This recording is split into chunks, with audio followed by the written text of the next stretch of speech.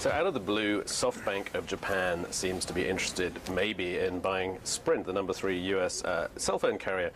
Big surprise, wasn't an obvious candidate. Rob, what's the logic? Well, it's not clear what the logic is. The logic seems to be it's more of the same of this Japanese adventurism abroad with M&A. So you've got no-cost funding in Japan. Right. You've got cash. He's got a lot of cash anyway.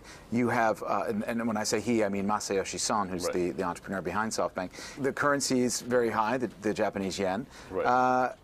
And you have 1 million people leaving the population of the country every year for the next 20 years. So basically a shrinking market. So there's this huge rush by Japanese companies to go abroad. We've seen it, over the last couple of years. Right. We've seen a few deals that seemed like a waste of money. They were. So, right. Dentsu, the big advertising company, bought Aegis in Britain recently. Right. Dentsu stock is down 25%. Doesn't look like a good deal. The shareholders are starting to get wise, but they are still Japanese and docile. It's hard to sort of necessarily tar Masayoshi Son with that brush. He's actually quite smart. So, I mean, over the last 10 years, his stock is up like 8-fold. Right. Nikkei is flat. Part of that is he made this really big bet, if you remember, on Vodafone Japan. Everyone thought, oh my God, you're nuts, cell phone operator. What the heck? How could that be any good? Right. A lot of debt. It was a difficult deal, pretty risky.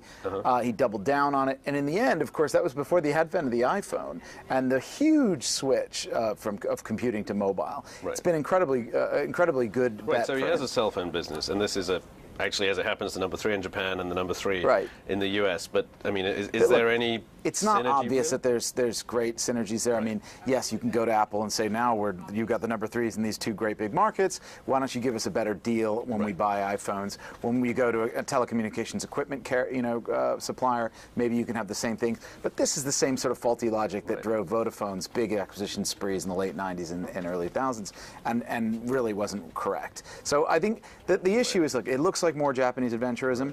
Hard not to see it that way. At the same time, it is Masayoshi Son. He's a smart guy. He has definitely defied the conventional wisdom before, so you can't quite count him out on this one. Okay, we'll leave it there. We'll be following that story of Masayoshi Son and Sprint, and we'll have more breaking views tomorrow.